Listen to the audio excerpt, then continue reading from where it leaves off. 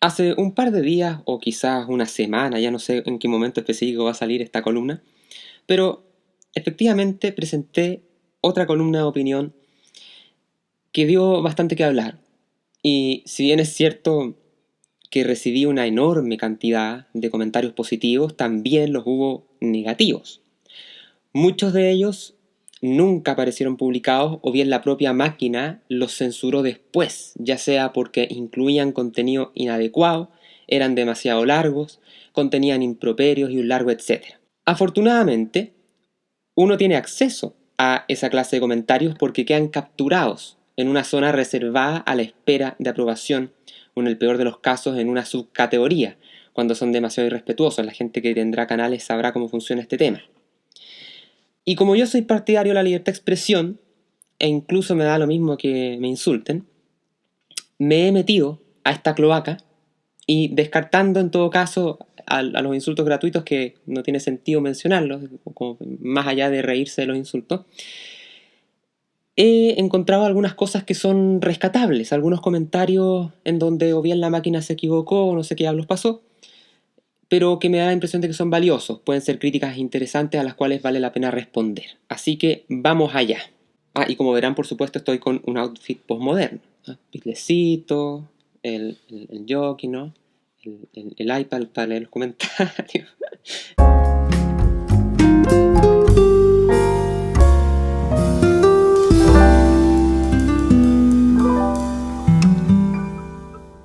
Si no entendiste a Deleuze, es que te falta formación epistemológica. Kant y Hegel también son difíciles de leer y no son filósofos postmodernos precisamente. A ver, de partida me parece de muy mal gusto poner en el mismo lado a Kant junto con Deleuze. O sea, por favor. Si estás en la universidad, intenta escribir cantinfleando un ensayo de Kant. A ver cómo te va. Ahí vas a dar cuenta de que vas a reprobar, porque Kant sí es un filósofo de verdad. ¿Ok? Deleuze, honestamente, no creo que lo sea. Cálculo es difícil. Geometría diferencial avanzada para relatividad es difícil. Electrodinámica cuántica es difícil. Kant también es difícil. Wittgenstein es difícil. Pero hay coherencia y se puede seguir una línea argumentativa transparente detrás del entramado tecnicista. El posmodernismo no se entiende porque sea difícil, sino porque es idiota. Si agarráramos a cualquier profesor experto en posmodernismo y los ponemos a resolver una prueba de matemáticas universitaria, se les revienta el cerebro, porque a diferencia de las letras, las matemáticas no están disponibles para cantinflar. Yo sé que decir esto le puede herir profundamente el ego a muchas personas. Me van a tratar de dogmático, de prejuicioso, de generalizador, de falacia 1, 2 y 3 ad hominem y como quieran, pero véanlo como una oportunidad de replantearse las cosas, de hacer una autorreflexión, de darse cuenta de que se está chamullando la gran mayoría del tiempo en este tipo de cosas en las universidades. Aunque en todo caso es bastante difícil que me pongan atención en este punto, toda vez que estos círculos postmodernistas alimentan hacia adentro como una especie de autopoiesis, ¿no? Es un narcisismo tan constantemente que ya creen que están flotando. Entonces es prácticamente imposible que se den cuenta de que lo que están diciendo no es que sea tremendamente elevado, sino que es bien tonto, ¿no? Es más, uno podría decir, bueno, que quede como una mera bufonada. El problema es que esas bufonadas se las toman demasiado en serio y se convierte en tontería insana que lleva a muchas personas al suicidio, a la depresión, a aceptar incluso la perversión o el degeneramiento, en buscarle justificaciones a ese tipo de cosas. O más sencillamente una vida gritoneando a destajo por supuestos abusos de poder, la explotación, a vivir preocupado 100% por la forma de las ideas, 0% por el fondo de las mismas y un largo etcétera de tragedias varias. Me hacen recordar un poco a los goblins de Tolkien en el Hobbit. Quien ha visto el Hobbit o quien ha leído el libro o ha hecho ambas cosas, recordarán que hay una canción que canta el rey bajo las montañas y creo que aparece en la versión extendida de Peter Jackson. Lo refleja en cuerpo y alma a esos pensamientos podridos y fatigosos que abundan en el posmodernismo. Te invitamos a que te unas como miembro de nuestro canal de YouTube y así obtener las siguientes ventajas exclusivas. 1. Acceso a todas las clases del curso de astronomía en J.R.R. Tolkien. 2. Acceso a PFW Premium en nuestra página web, en donde encontrarán clases magistrales, análisis de libros y todos los apéndices de nuestros cursos virtuales. Se trata de nuestra biblioteca digital secreta, un espacio creado para nuestros usuarios de cursos virtuales en Udemy, que ahora se extiende como beneficio a los miembros del canal. También obtendrás acceso anticipado a las columnas de opinión, capítulos de Books and Films y de Reivindicando la Historia. Los esperamos. PFW nos une la ciencia, nos apasiona el conocimiento. ¿Puede la física y la cosmología astronómica probar la existencia de Dios?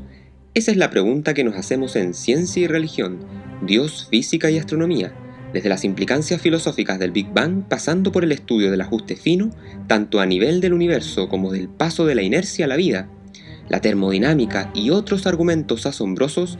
En Ciencia y Religión nos sumergimos por este gran debate para tratar de responder a la pregunta de si por medio de la ciencia moderna es posible llegar a Dios. Adquiérelo desde cualquier parte del mundo a través de los enlaces ubicados en la descripción de este video.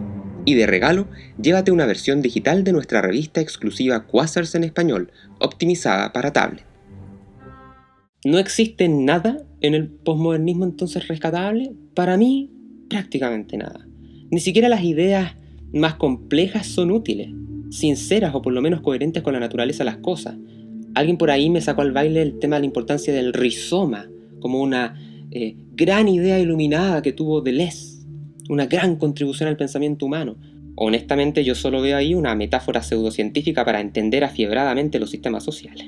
Pero más allá de eso, el problema principal es que en estas supuestas aperturas de mente que hacen para poder comprender las cosas de una manera totalmente distinta, creyéndose muy innovadoras en la manera de entender el mundo, no están haciendo otra cosa que destruir los cimientos de Occidente. Y cuando tú destruyes cimientos que han funcionado durante 2000 años, lo único que estás haciendo es generar caos a tu paso. Es más, visto todo esto desde la óptica cristiana, a mí me da la impresión de que Lucifer debe hacerse un festín escuchando esta clase de ideas. O en una de esas el mismo maligno está detrás de toda esta cantinflada y esta perorata tan enconada. Lo que ellos hacen es utilizar un lenguaje empalagoso, repleto de términos que nadie entiende, que solamente tienen un significado propio en sus propias cabezas, en su propio mamarracho, que no remite a nada concreto y que se redacta desde la emoción y no desde la razón. Y donde en el mejor de los casos se puede extraer una idea de 2 líneas, si eliminamos todo el fango en el que está un día. Por último, si remite a algún término, el término al que remite es bastante simple. Acá me dice otro, si bien tu crítica a las ciencias sociales es acertada en términos generales, en particular habla de Deleuze, y creo que ahí chamulló, o está confundiendo con Derrida.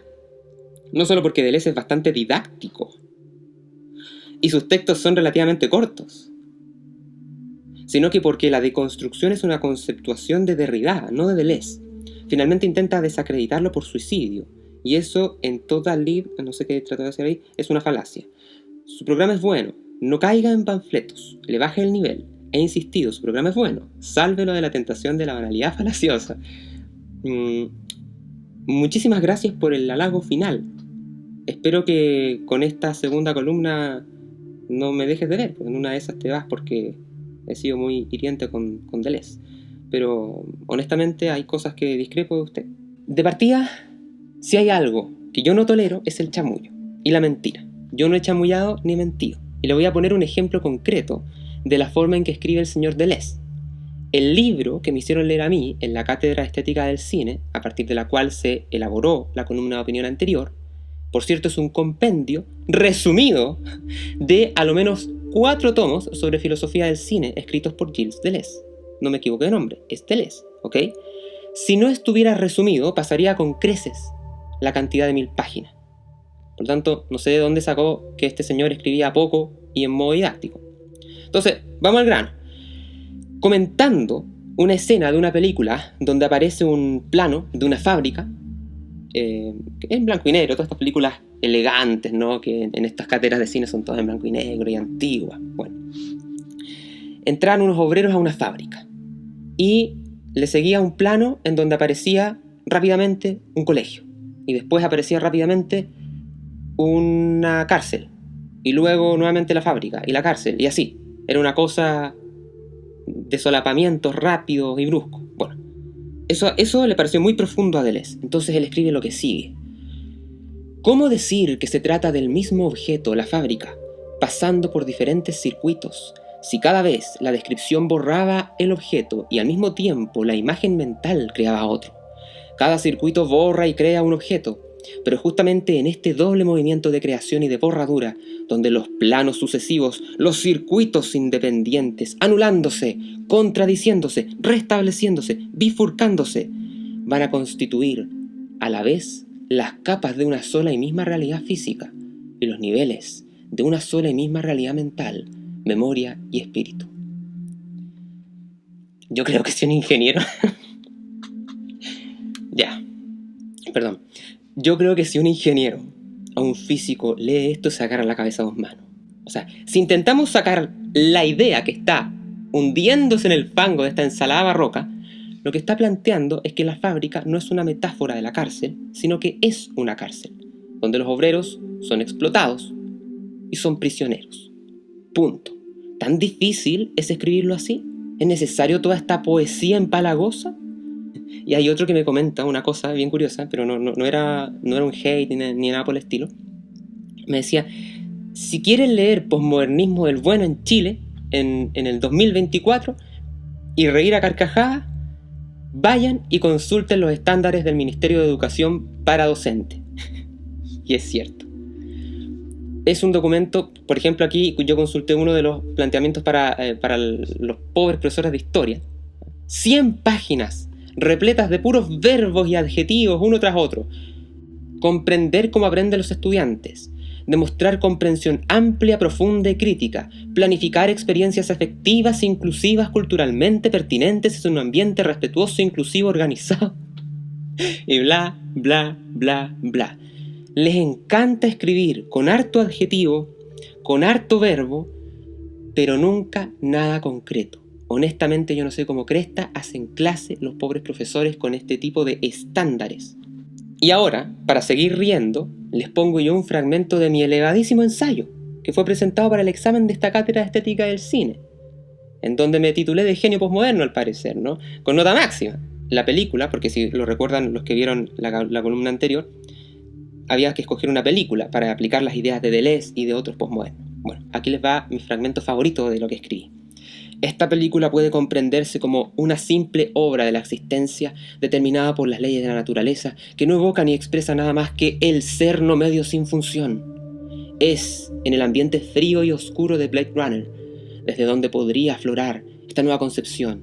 ¿Cuáles son sus alcances? ¿Qué posibilidades legítimas existen de encontrar el gesto en la forma de dicha paradoja dentro de Blade Runner?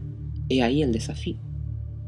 ¿Qué cresta significa todo esto que acabo de leer y que escribí hace 10 años?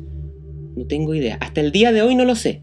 Pero al menos mi profesor experto en Deleuze lo encontró extremadamente profundo y por supuesto que recogía muy bien las ideas de Deleuze. He aquí a un genio posmoderno de la filosofía del cine. Tampoco se trata de prescindir siempre de la reiteración y de toda figura literaria para hablar, pero hay formas y formas de hacerlo.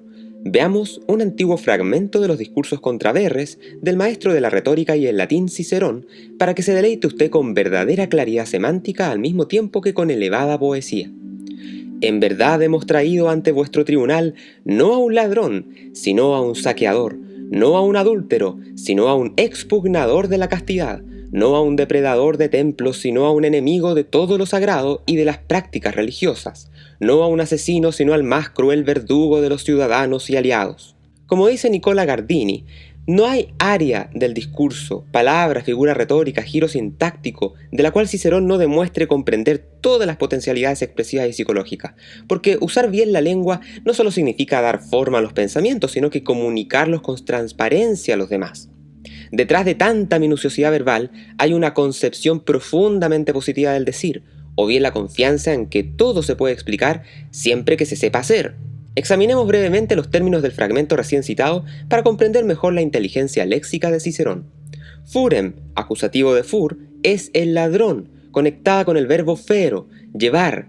Ereptorem, de ereptor, tiene la raíz del verbo eripio, compuesto de e más rapio, es decir, arranco.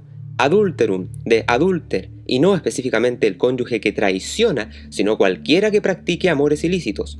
Expugnatorem, de expugnator, es un término militar claramente empleado aquí como metáfora hiperbólica vinculada a pudicitia, castidad, pudor femenino, en vez de, como es habitual, a urbium, ciudad.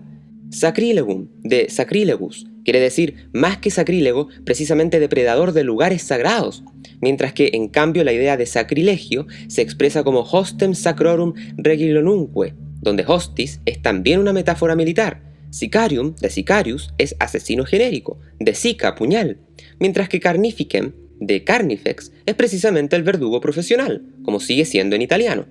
En definitiva, en un filósofo clásico como Cicerón, cada palabra está puesta o dicha con un propósito. En la mamarrachería posmodernista, en cambio, tal y como pasa con el arte visual que lo acompaña, todo es un menjunje feo y sin sentido.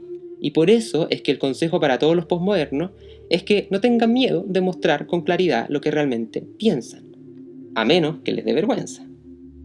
Volvamos a los clásicos.